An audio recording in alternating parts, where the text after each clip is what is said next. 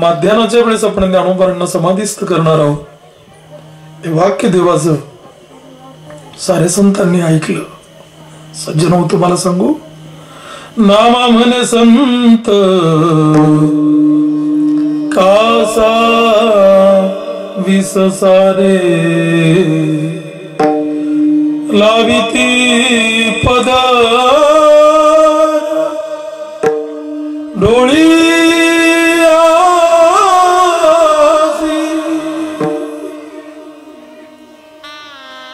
साऱ्या संतांच्या डोळ्यामध्ये अश्रू आहे. सारे संत रडतायत. त्रयोदशीचा दिवस उजाडला. अगदी संक्षिप्त बोलतोय. वेळ आपली संपुष्टाकडे चाललेली आहे. सर्व तीर्थांचं आवाहन करून विश्वमाऊली ज्ञानोबांना देवानी मंगल स्नान घातलं. दिव्य पितांबर परिधान करायला आईसाहेबांनी बनवलेल्या जेवणात ज्ञानोबांनी जेवण घेतलं. माध्यानाची जेव्हा वेळ भरत आली तेव्हा देवानी निवृत्ती दादांना सांगितलं, निवृत्ती दादा समाधीची वेळ भरत आली, ज्ञानोबाला समाधीस्थ केलं पाहिजे. दोघ जण ज्ञानोबारांच्या जवळ गेले. देवी निवृत्ती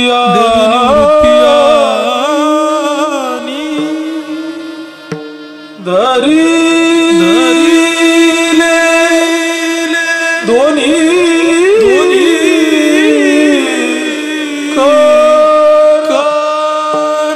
जातो ज्ञानेश्वर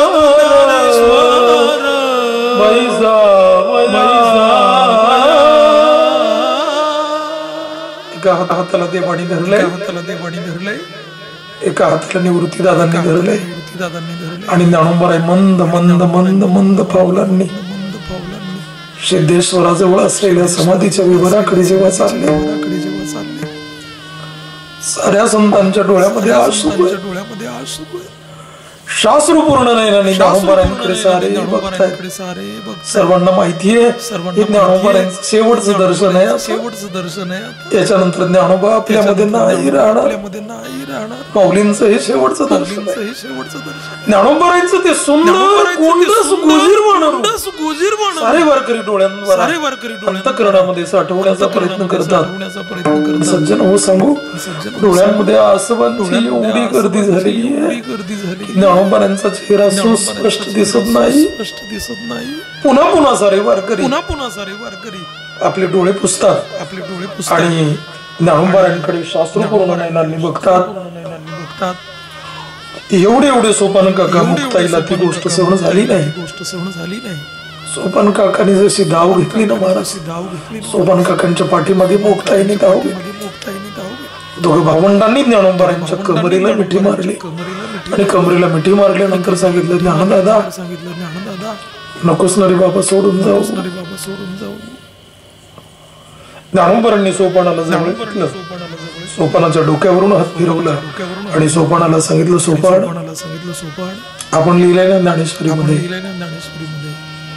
देहाची आगावा आलिया जन्म मृत्यूजिया सोहळिया ना म्हणू नये धनंजया जिया परी जातस्य हि ध्रुव मृत्यू ध्रुवं जन्म मृतस्य च तस्मात् परिहरेऽर्थे त्वं शोचितो मनसि. जावं लागणार आहे, समाधी घ्यावी लागणार आहे, जावं लागणार आहे असं जेव्हा ज्ञानोबाराय म्हटले.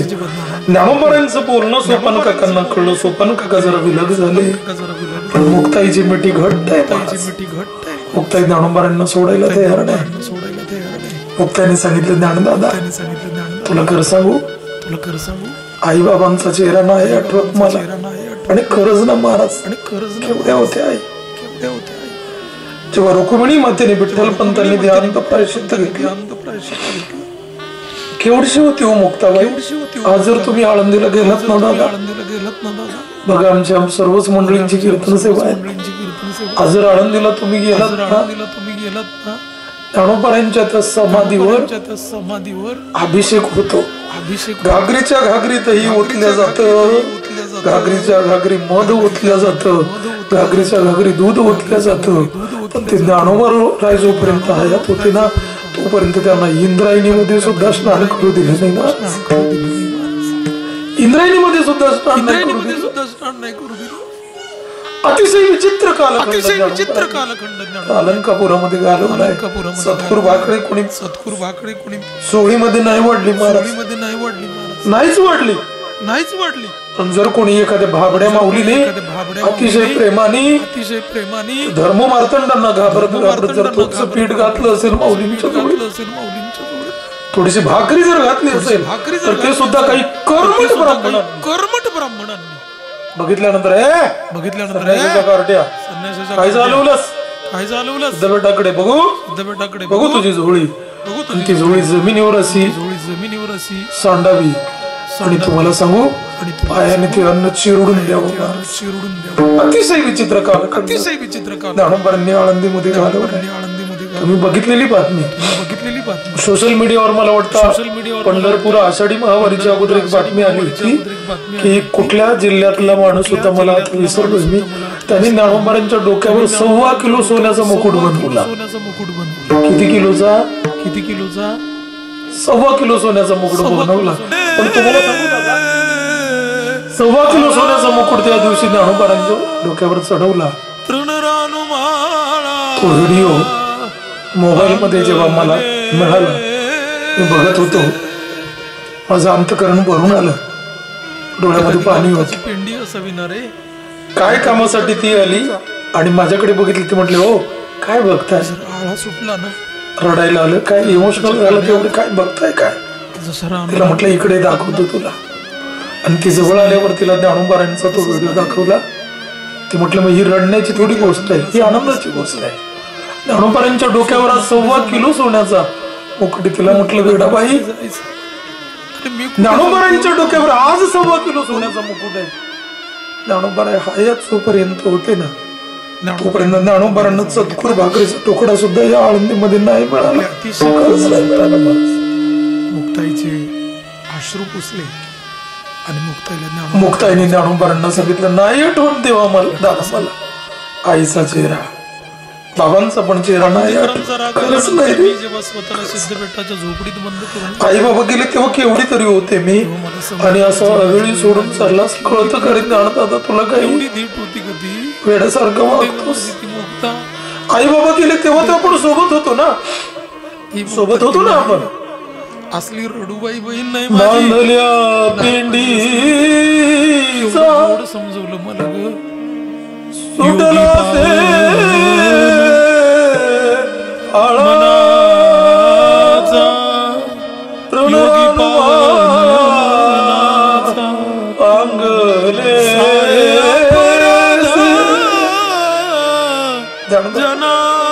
एखादी गवताची पेंडी असावी ना रे.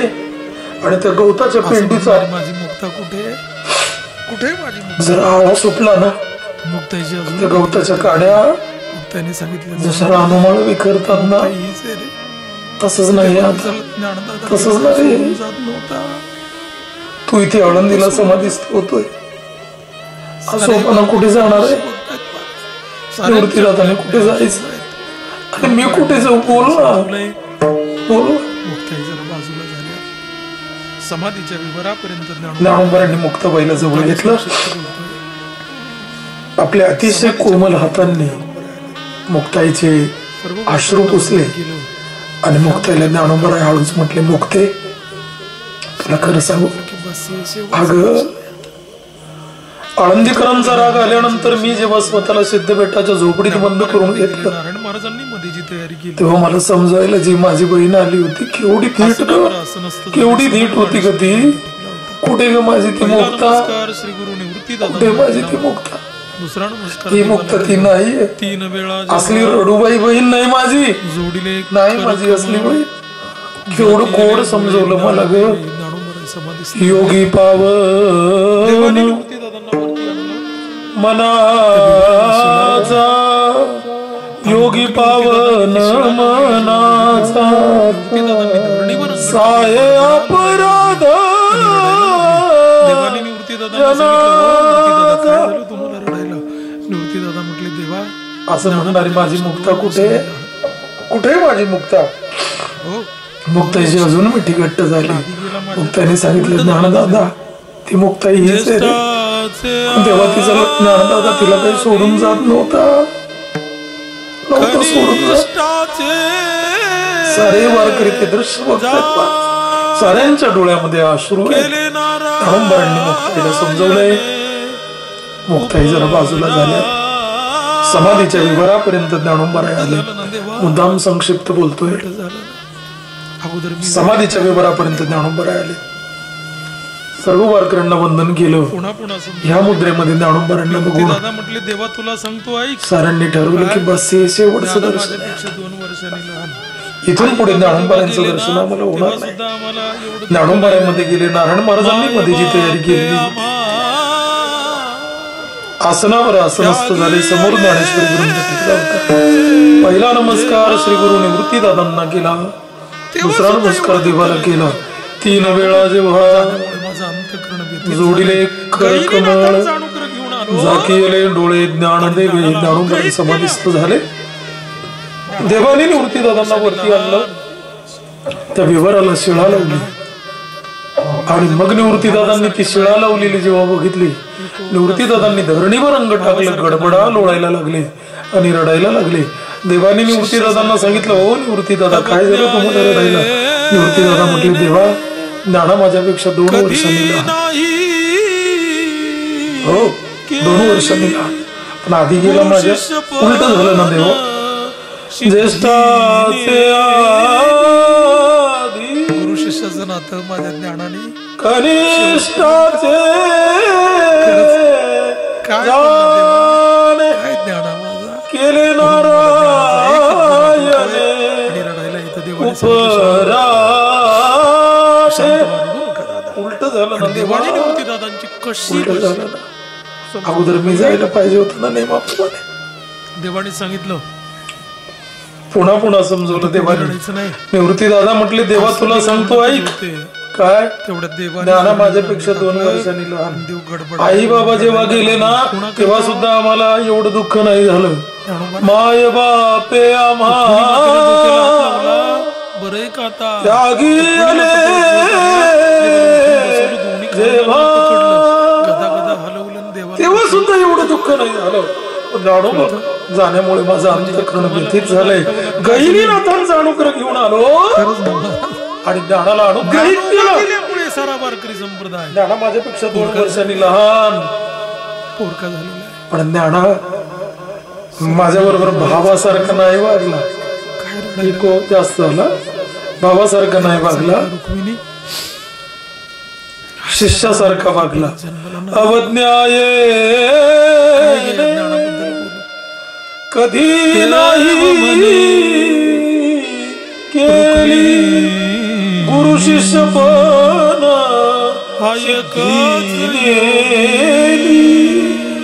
गुरु शिष्याचं नातं माझ्या ज्ञानाने शेवटपर्यंत. खरंच काय पण ना देवा काय ज्ञाना माझा. म्हणून मला ज्ञानाचा एक गुण आठवतोय आणि रडायला इथे देवाने सांगितलं शांत व्हा. शांत व्हा रडू नका दादा. आणि देवाने निवृत्तीदादांची कशी बशी समजून घालवली. देवाने सांगितलं आता कोणी रडायचं नाही असं देव म्हणतच होते. तेवढ्या देवानेच धरणीवर अंग टाकलं आणि देव गडबडा लोळून रडायला लागला. कोणा करता? रुक्मिणी मातेने डोक्याला हात लावला. बरं का आता रुक्मिणी माता पळत पळत आल्या. देवाला उठून बसवलं. दोन्ही खांद्यांना पकडलं.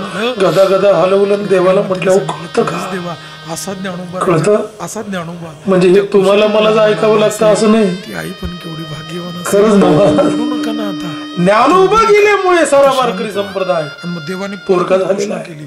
हे पोरका झालेला कोणी रडणार नाही. ज्ञानोबा सर्वांना धीर द्यायचं सोडून कोणी रडायचं नाही. काय रडायला लागला? पुढे सांगत होते आणि देवाने सांगितलं रुक्मिणी देवाने पाठीमागे असला ज्ञानोबा आता परत जन्माला नाही येणार. नामदेव राय रडत होते. काय गे या ज्ञानाबद्दल बोलू. आता नामाला लढी बाळ ना देवा. देव म्हणे पोटाला लावला आणि सांगितलं नाम रुक्मिणी आता रडायचं नाही. हा एकच योगी काय काय ज्ञानोबरांबद्दल बोलू देखिला सांगू देवा हे ज्ञानोबाची क्या संजीवनी जानतई लोक क्या धन्य धन्य धरातळी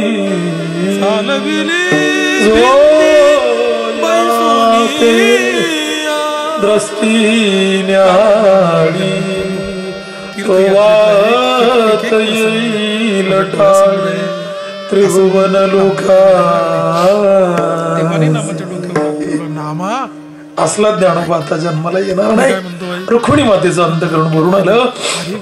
रुक्मिणी मातेने सांगितलं खरंच देवा असा ज्ञानोबा ज्या कुशीतून जन्माला आला असेल ती आई पण केवढी भाग्यवान असेल ना. पण रडू नका ना आता रडू नका, आता शांत व्हा. आणि मग देवाने परत उद्घोषणा केली आता कोणी रडणार नाही. ज्ञानोबा समाधिस्थ झाले, आता कोणी रडायचं नाही असं देव पुढे सांगत होते. आणि देवाला पाठीमागे रडायचा आवाज आला. देवाला पाठीमागे ज्ञानोबा रडत, नामदेव राय रडत होते महाराज. आता नामाला लढी बाळू ना देवाचा. नामाला जाऊन पोटाला लावला आणि सांगितलं नामा वेडायच करे तू.